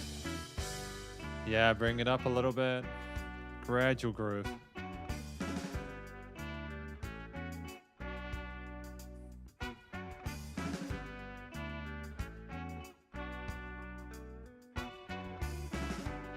Bit of chromaticism in there. Instantiation of that intro theme there. Upper octave now.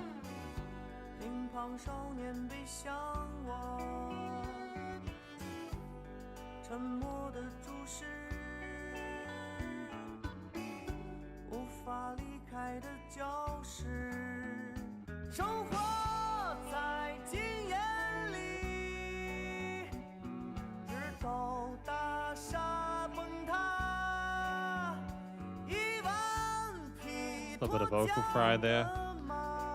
Clear frustration with it.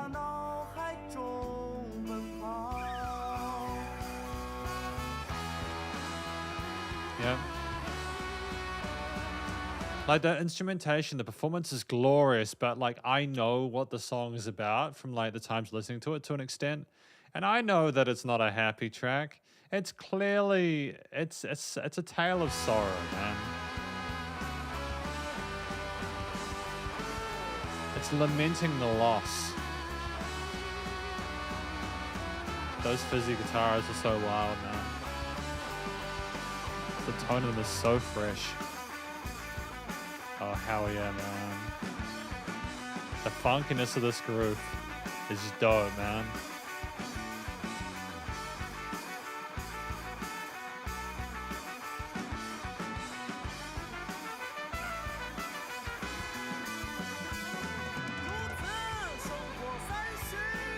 Yeah, fantastic instrumental performance here.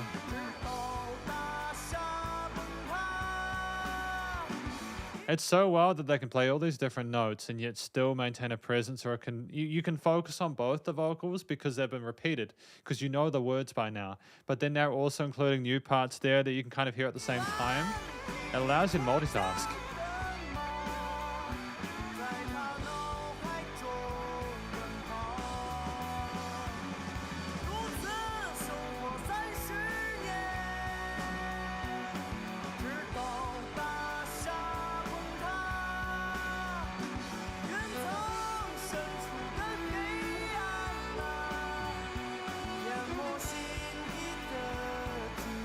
Strings on the other side.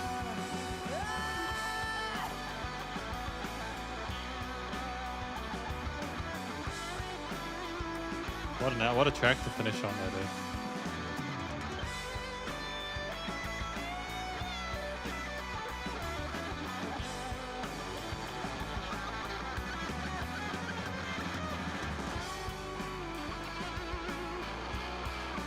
Great movement to the left to the right side.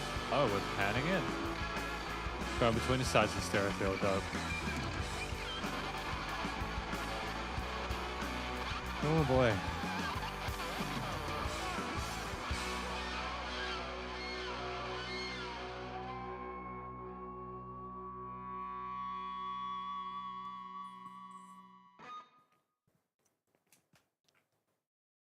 And that was the track there. The track titled Kill the One from Shisha Shuang.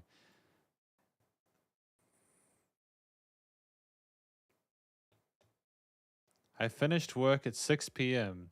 I changed out of the drug factory uniform.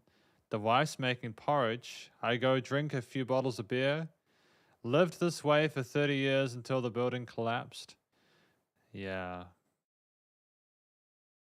At the octagonal sales counter in the Crazy People's Market, use a counterfeit bill to buy an illegal gun, defending her way of life until the building collapsed. Night's darkness covers the North China plain. Her face is soaked and distressed. A Hebei prep high school. Ping pong playing boy faced away from me. I suddenly observe. Unable to leave behind the classroom, living in past experience until the building collapsed. 10,000 horses off leash are running within his mind. Yeah.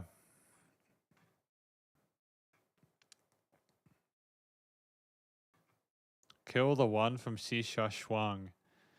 So yeah, I think this track, and I know that you guys have told me about it before, but for reading these lyrics again, it sounds like it's talking about people just living a normal life where people were seemingly, okay until, rock hometown.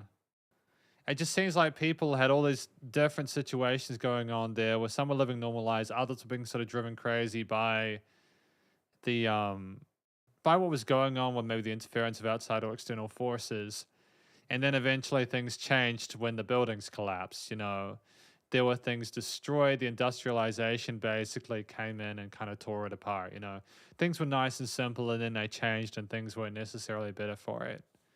In the nicest way of saying that, I suppose. The deep dark clouds are drowning the view in my heart. Yeah, I think that basically the building collapsed as a representation for destroying the life or the soul of the place in which it occurred. That's my interpretation of it. It's so sad to imagine children being involved in this.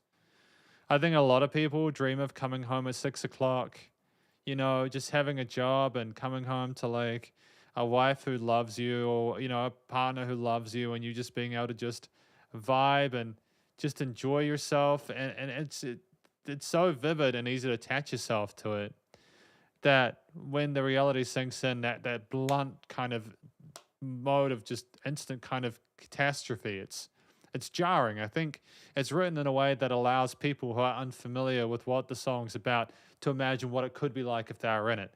And even then, I still distinctly do not imagine that it is something I could possibly imagine unless I had personally experienced it.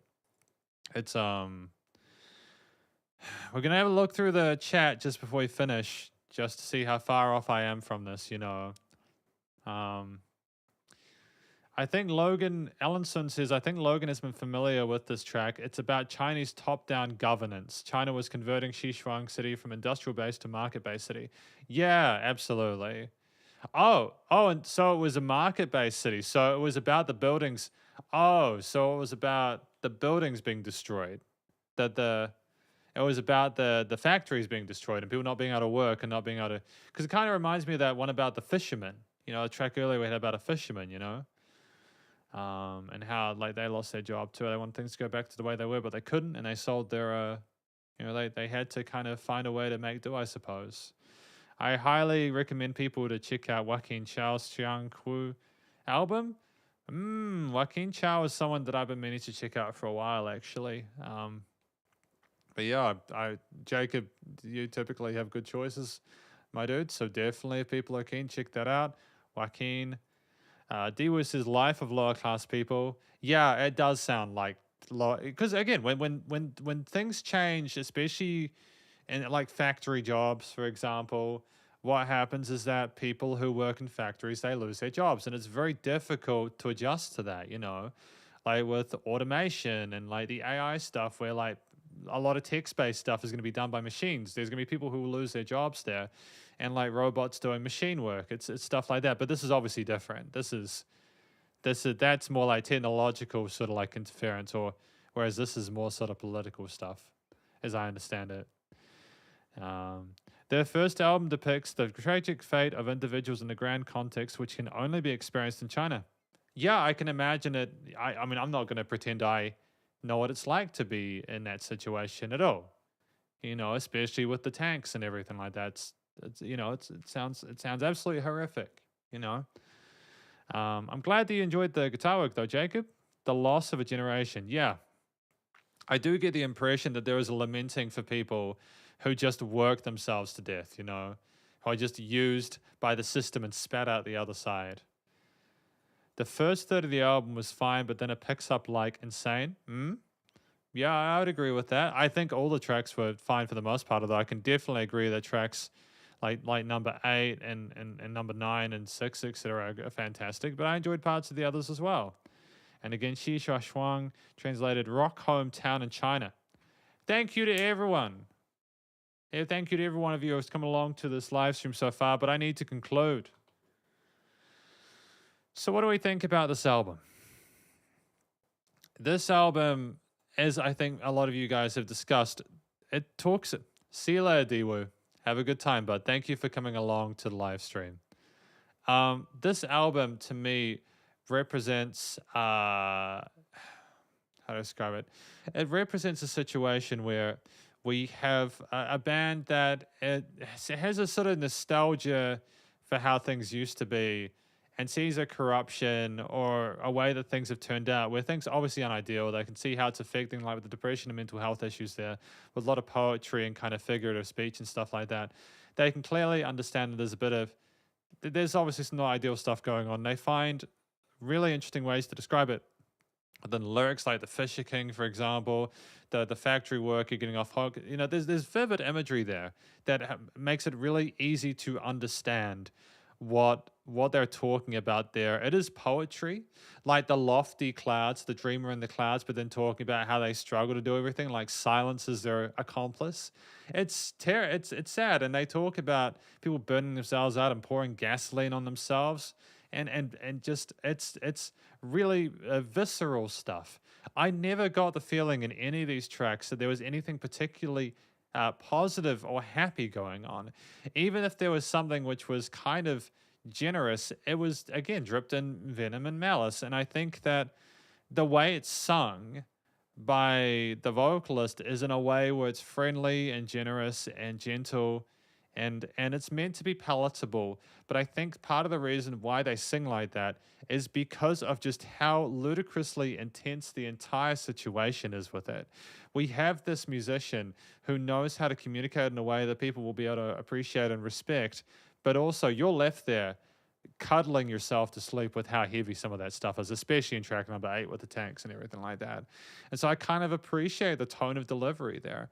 I think that the lack of really kind of crazy wild vocal technique there is simply just because they didn't need it. We didn't need to sing our hearts out and extend that. We didn't need to show how great or capable a singer we were. We needed to be able to accentuate and just appreciate the story and the emotional content behind that. And in track number 9, Kill the One with Xi Shuang, there was some vocal fry there. He got loud there. That was the final song, and he really let it out there. And I have a lot of love for that. He starts so gentle and then ramps it up over time in regards to the intensity of the performance. And it's wonderful. It is truly incredible stuff. I think that the vocals were done damn near flawlessly, and the harmonies that were sprinkled throughout were wonderful as well. Although I don't even necessarily think we needed the harmonies. It was just great to listen to on his own. What I like as well is with these tracks where some of them are up to 9 minutes, the vocals and the story was like only a small part of it. We had these wonderful situations with the guitars, the bass, the drums, the violins, and the woodwind and brass elements there. So many excellent textures and tones that were so wonderfully kind of melded and amalgamated. There were tracks, of course, like the first one, we had the bass, drums, guitar. We had a bombastic sort of introduction to what they were all about. It kind of built up over time, but it was nice and loud, kind of in your face. Then we had track number 5, where it was mandolins with a more gentle sort of harmony there, where that kind of melody kind of worked with each other to kind of intertwine and sort of contextualize each other by stitching these notes over top of each other and showing their they basically played a lot of different notes but made it so easy to listen to, and they showed their musicianship within a minute 10 that was at the same level as their stuff in the 909 track. I think that in regards to what they were doing with the drums, there was lots of different sort of like 8th note to 16th note grooves with occasional triplet passages there and some swing stuff, but it's interspersed, and the drummer was so in tune with parts of what was going on with the brass or the woodwind or the string parts with little hippity hoppity bits sometimes, or like sticking with the bass in the low end.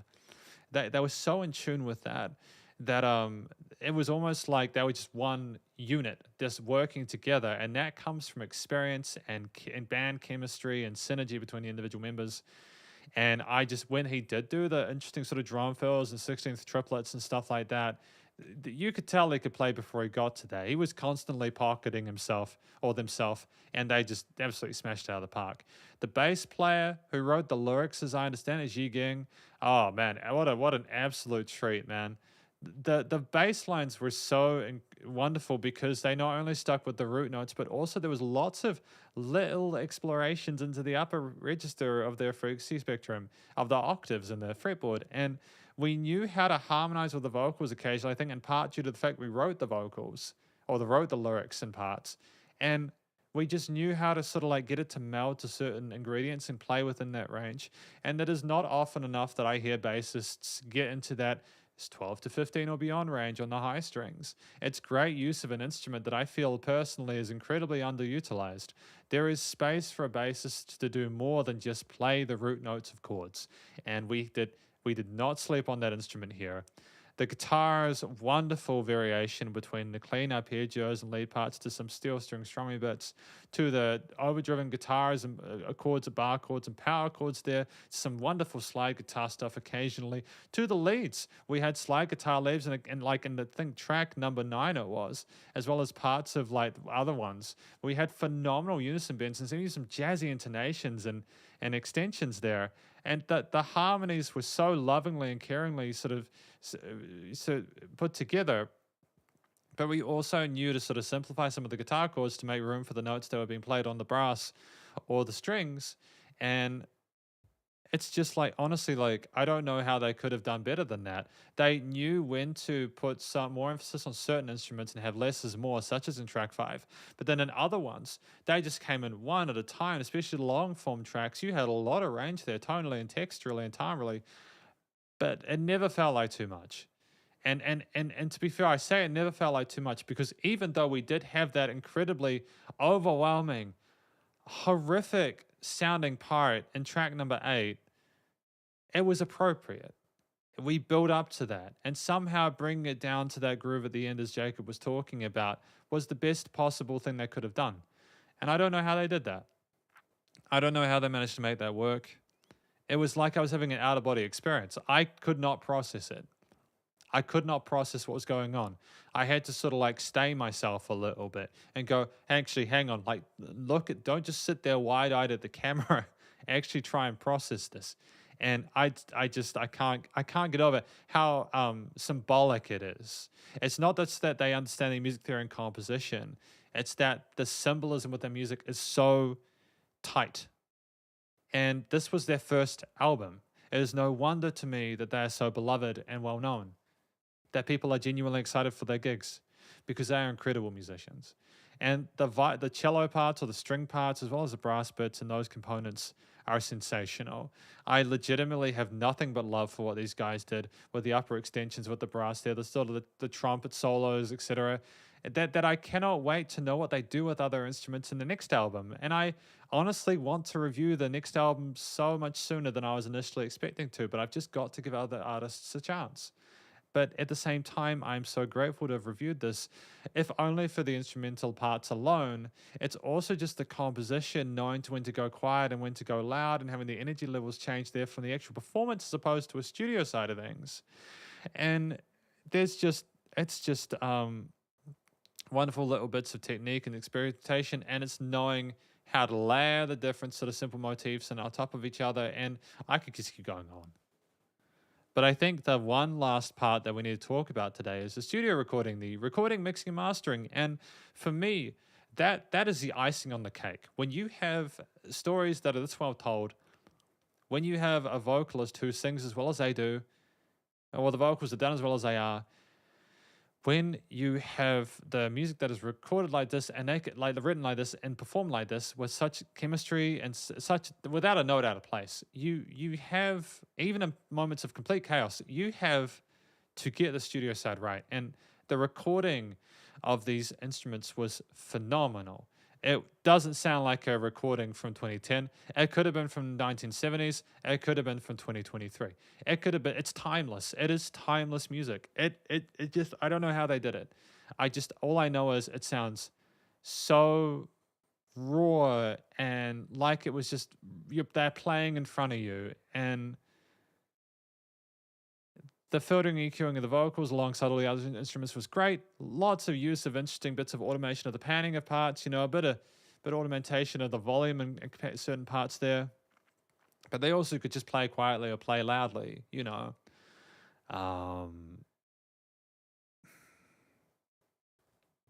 and it's just the leveling was fantastic on it.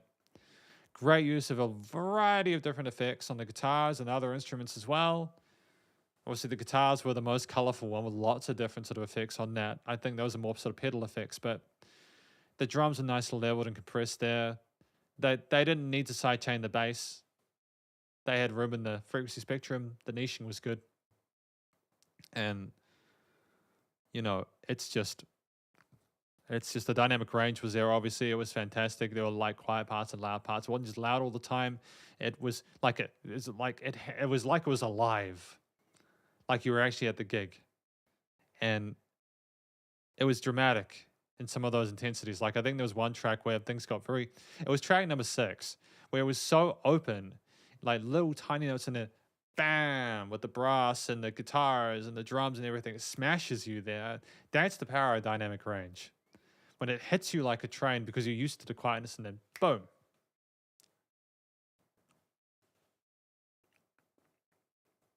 And then finally, just the limiting and compression is fantastic. It was nice and loud without pumping. Let's look at the lyrics. Let's look at the chat before we finish. We're nearly done, guys. You're done. Thank you for coming to this live stream, by the way. Hopefully D-Woo had a good time. Blue Dinner Box, what a journey. Yeah, it's been a hell of a journey, dude. Absolutely. I'm so impressed with what they put forward today. You're welcome, Jacob. Thank you for being a part of it. Alan says, great conclusion. Thank you for reviewing this album. That's the reason I followed this channel. Respect. Respect to you too. Thank you for coming along. I wouldn't have known about these musicians unless you guys had told me about them. So I have to show gratitude to you for letting me know.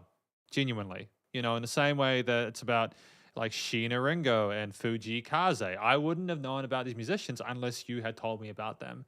And in that way, I feel as if I'm blessed to be able to do what I do. The long tracks didn't feel long, and that's quite hard to do. Yeah, it's incredibly difficult to do that. It is incredibly difficult to do that, but I managed to pull it off. And finally, Blue Dinner Box says, I'm not sure about how I feel about this album. The lyrics are heavier than I usually listen to. I know. But in my opinion, I feel like you need to, absolutely, great band in China for sure. And the recent album reviews is all high quality. Yeah, dude, I want this year to consist of really high quality album reviews.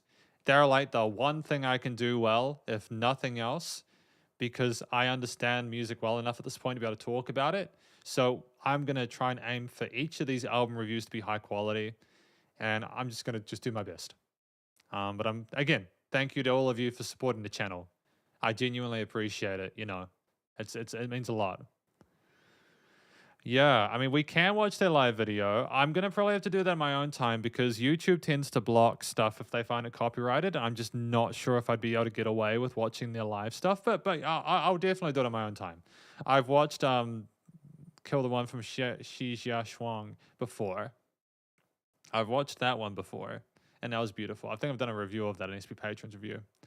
But yeah, I think when lyrics are heavy, they are effective and meaningful. Maybe not in the way that you want them to make you feel, but I think that it's important to remember with music that when you listen to someone's song, you are gambling on how that's going to make you feel. You are getting an insight into their mind. And if they genuinely care about their craft, they will tell you how they feel in song. And I can tell that for Omnipotent Youth Society, they've gone through some shit. And they had some things to say, and they said it. And in a world which is thoroughly oversaturated with so many musicians who seem to be losing their voices in the void, I am so grateful to be able to listen to bands like this which have made their statement and people have heard them. Thank you for watching this review of Omnipotent Youth Society by Omnipotent Youth Society. Hopefully you enjoyed it. If you did, please do go check out their various social medias and their Spotify page, and stay cool and stay safe. And please remember to support your local musicians and artists at this point in time, as either help more than ever with all the crazy stuff going on. Next weekend is going to be a fan request live stream, an SP Patron one. So SP Patrons, if you're watching this, you guys will get priority pick in that. If you want custom monthly music reviews or anything like that, monthly ones, go check out the Patreon, or if you just want to support the channel. But anyways, I'll catch you in the next video, review, live stream, whatever. Have a great weekend. Spiderhands out. 3, 2, 1. Boom. You're welcome.